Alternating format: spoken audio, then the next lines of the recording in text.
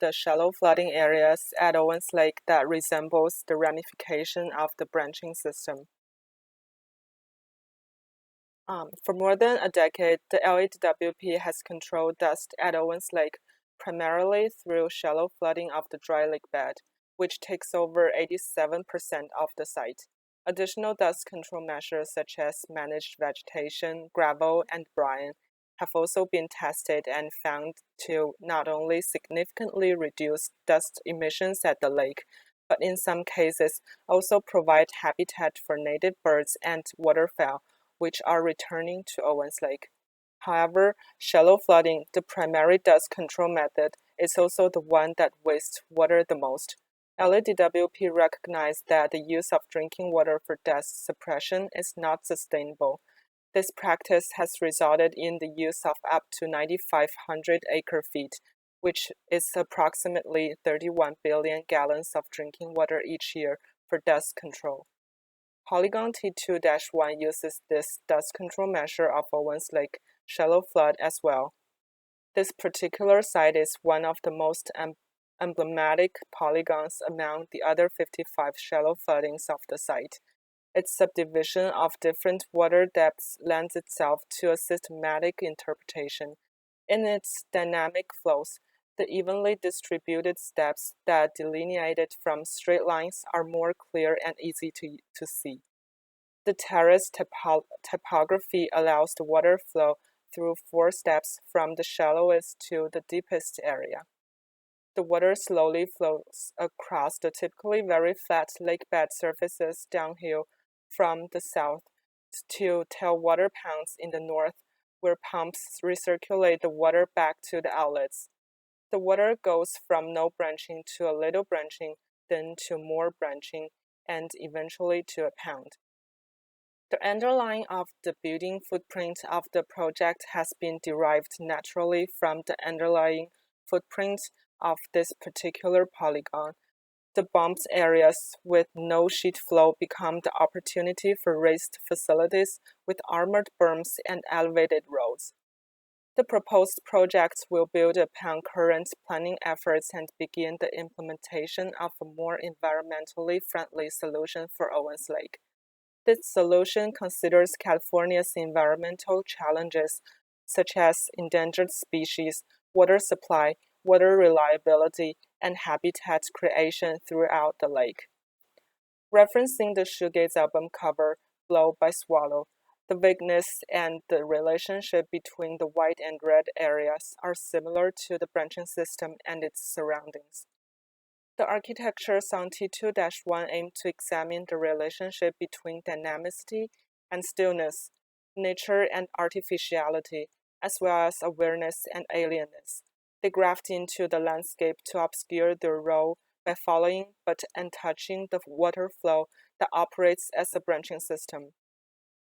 While the tide goes up or down from a satellite view, it's hard to tell whether nature or the architecture influences the flow and forms the branching system. If it's because of the architecture, it's also hard to say whether the profile or the footprint of the buildings touch the flow's edge, or neither of them. They are properly situated in the landscape because of the liquefied silhouette of both architecture and water flow. But when looking at them closely, each individual building is in panelized metals, pure strangeness compared to the existing condition. Different sizes of panels are in a gradient to reflect the environment and blur the smoothness of each organism. The ambivalence of the landscape and architecture is not only between position but also the time. People will never know if the architecture comes first or the branching texture in the landscape comes first. And programmatically, there are 2 primary goals set up in these distributed architectural clusters.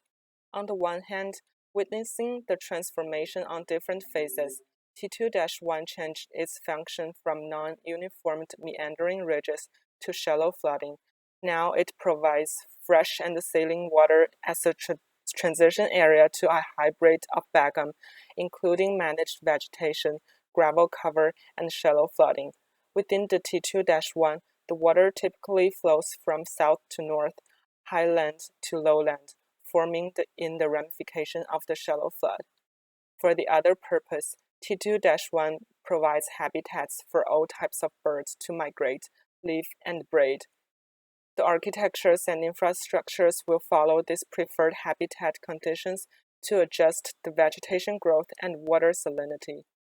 As a result, the buildings contain water facilities such as draining pipes that follow the branching system to supply and reclaim water based on the monitoring wells located at different birds' habitation circles. T2-1 becomes not only a supplement for other Beckhams, but also a self-sufficient polygon that will hardly drain out of water. Zoom into this cluster of architectures, they help the efficiency of filtering and purifying the water on site in the macroscope of the polygon. Basically, the organism of the shell will synthesize the architecture with the landscape and cover almost all the mechanisms. Zoom in more to the water flow and impressionist painting done by Claude Monet. The resemblance is between the two. Technically, they both portray overall visual effects instead of details, and use short, broken brush strokes of mixed and pure and mixed color, not blended smoothly or shaded, as was customary to achieve an effect of intense color vibration. The diorama is not a pure construction model anymore, but could be considered as an Impressionism landscape painting. Qualitatively, the Impressionists sought to express their perceptions of nature rather than create exact representations. This allows artists to depict subjectively what they saw with their tacit imperatives of taste and conscience. Also different from the typical landscape painting, the diorama shows the architecture from multiple angles. The painting no longer lets it to be seen only in the front, but also side views. And something inside these three-dimensional piles of painting. Water is processed in the purification and filtration factory inside the buildings for water salinity adjustment, lithium filtration and storage, algae growth research, vegetation research, water storage, and site condition monitoring, etc. Impressionists are inspired to represent momentary action not only in the fleeting lights of a landscape. This reciprocated system will keep the polygon and Owens Lake balanced and sustained. Polygon T2-1 with the embedded infrastructures and architectures is meant to be the iconic one of shallow flooding polygons almost everywhere in the lake bed. That's it. And here is the mural board.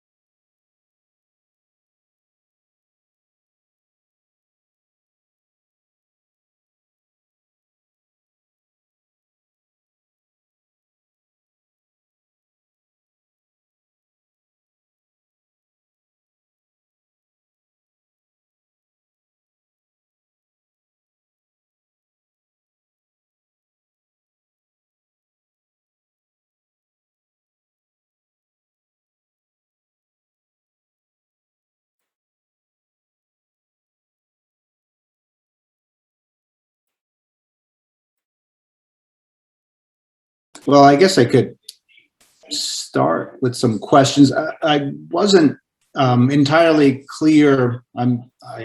Forgive me, I didn't come to the introduction, so I'm going into this somewhat cold. But is part of the ambition to modify the landscape and the color, or is that an existing, say, palette?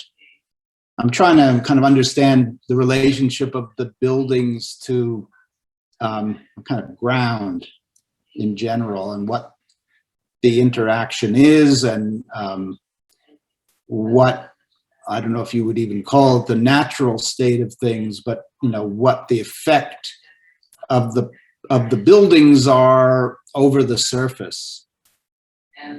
And you kind of, you brought up some really interesting, ideas from Impressionism, and how your project engages those concepts and those ways of working, in actual built stuff.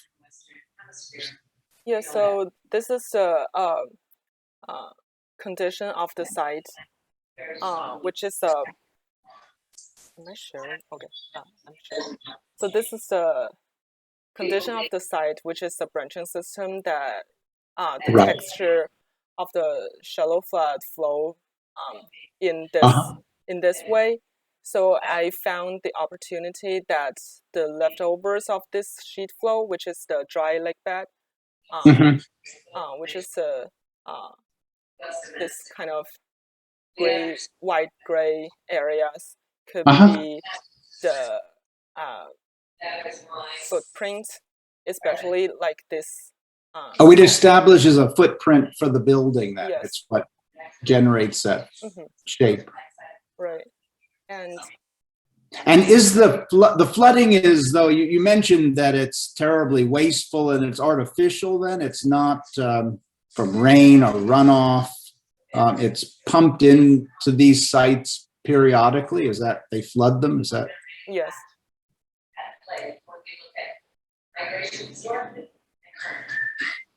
Though it's not, it wouldn't be entirely accurate to call it wasteful, only because if they don't do that, the pollution problem reemerges. They do use the minimal amount of moisture that they can with a polygon to control it. In the, of course, larger sense, yeah, it's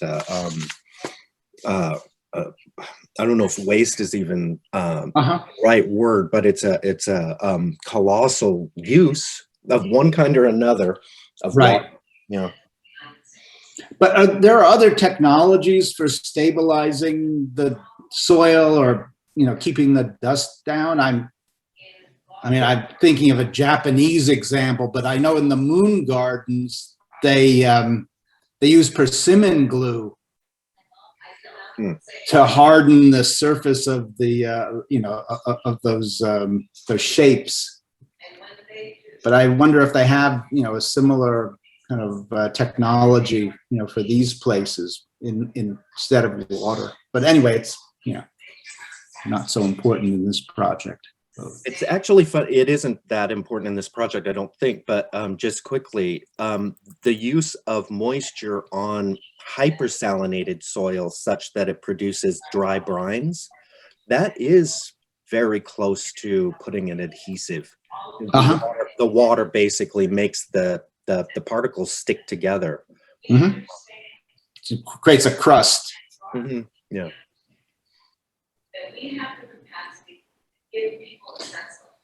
And then, I'm trying to understand, you mentioned, I guess, that there's a kind of a strange situation where you're not sure whether the buildings or those profiles induce the way the channels ramify, or whether that's, something that comes in after the fact.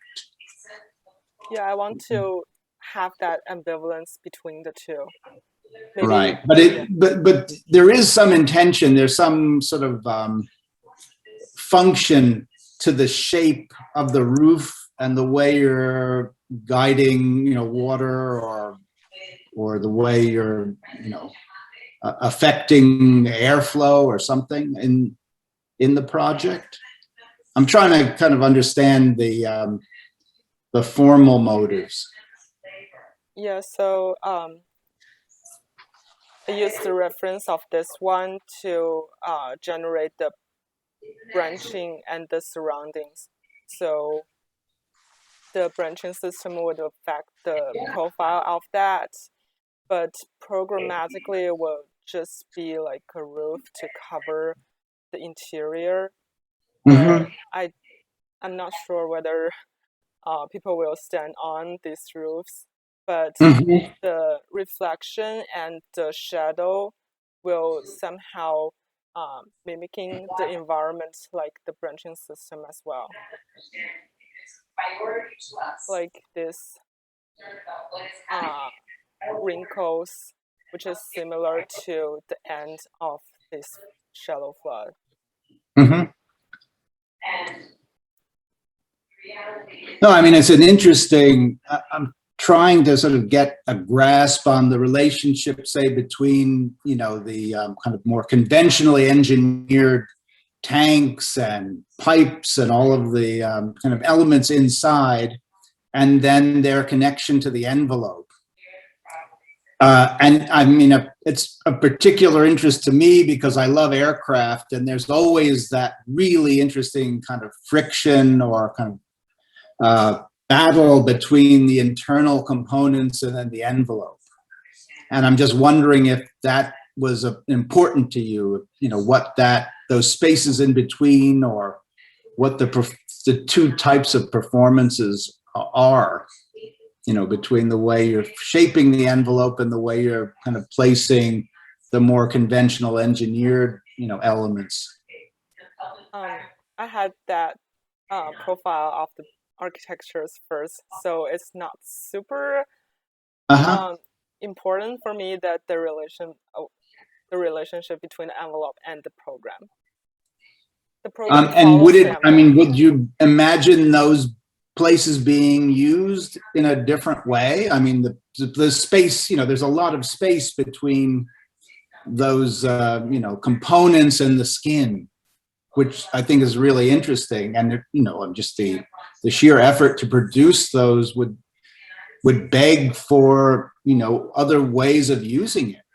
Yeah, so the areas could be public areas outside of this water tank or filtration pods, or it could be some smaller programs like the labs or working spaces for the on-site scientists. But I didn't make them in this physical model, but they could potentially be. Yeah, no, it's very interesting. I mean, as that kind of the spaces in between, and what's created internally in those spaces. I think Is the color what you really would get? I mean, that's what happens out there. Yeah, it's. I adjust a little bit, but it's more of a greenery landscape. Not green, green landscape. Right. Because one of the tricks, those Monet paintings is that, he has one set of directions for, reflections, and then deliberately cuts a perpendicular for, floating water lilies, or it produces an astonishing effect, even more than your reproduction. But they really, those, horizontal elements really float.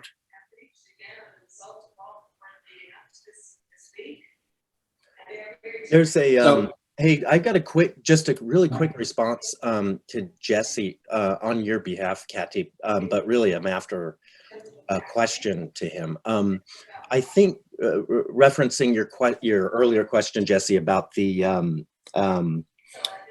just what is the nature of the connection between pre-existing hydrological infrastructures that are out there that they would not be able to get rid of. What is the relationship between that stuff and the buildings, or even more closely the building envelopes?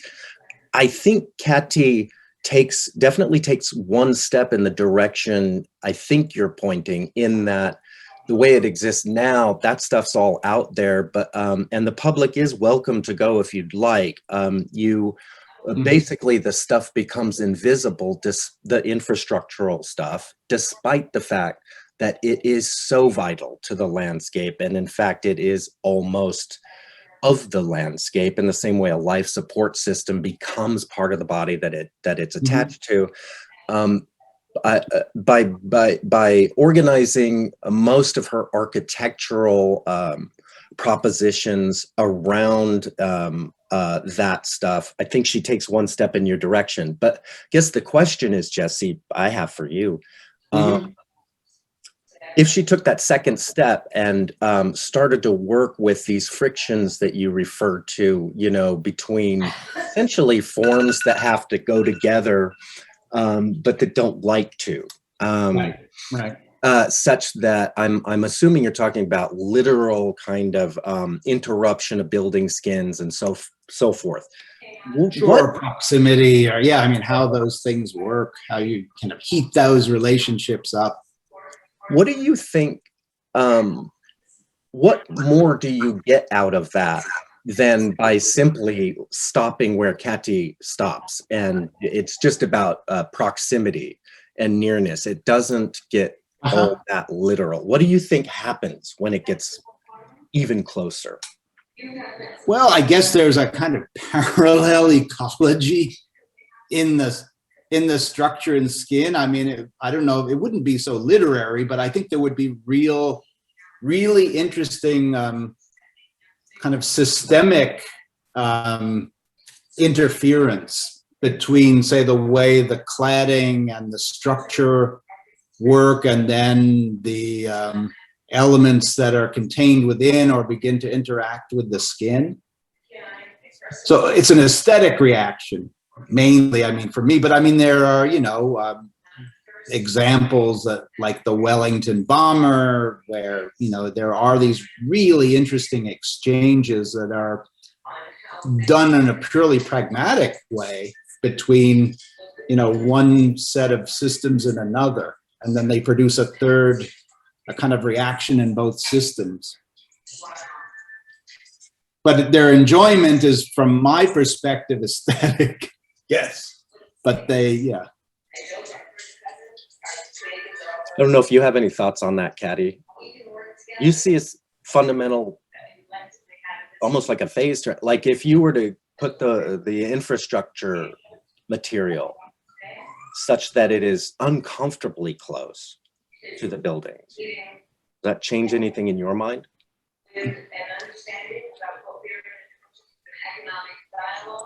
is going to include top members of the United States Cabinet working together. I mean, usually you need to artificially create these situations where you know, create more constraints. You know, your envelopes are relatively free of the components within. There's enough space between, and you are generating, you know, interesting in between spaces, residual spaces, but you almost have to set up a situation where there's not enough space for both of them to comfortably exist, you know, independently at the same time, and then the systems have to start exchanging.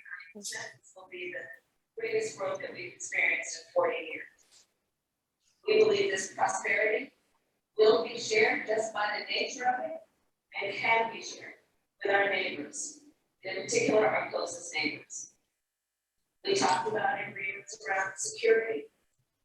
Again, the point about smuggling, but also the trafficking of guns, the trafficking of drugs. We had a specific conversation about well, and the need for there's uncomfortable silences, and then there's just really small silences. Well, why don't we just carry the conversation forward? I mean, these questions pop up in similar questions pop up in every other project. So thank you, Katty. Thank you. Thank you very much. Yeah, no, I mean, it's a really interesting project. I mean, and I think, you know, the willingness to kind of push the formal development is something that I dive for a project like this at Princeton.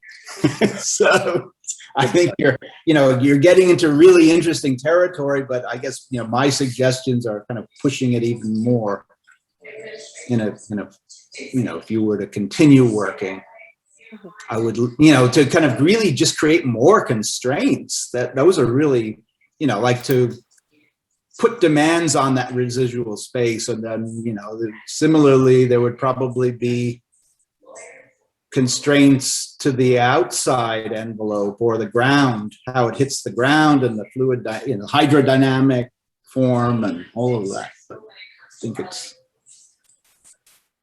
All right. Thank you so Yeah. much. Thanks, Katty.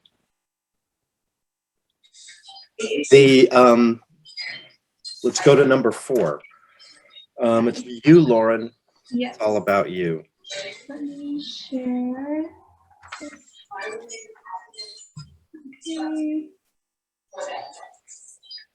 Okay. So the title of my project is Landscape Collapse, and it explores a collapse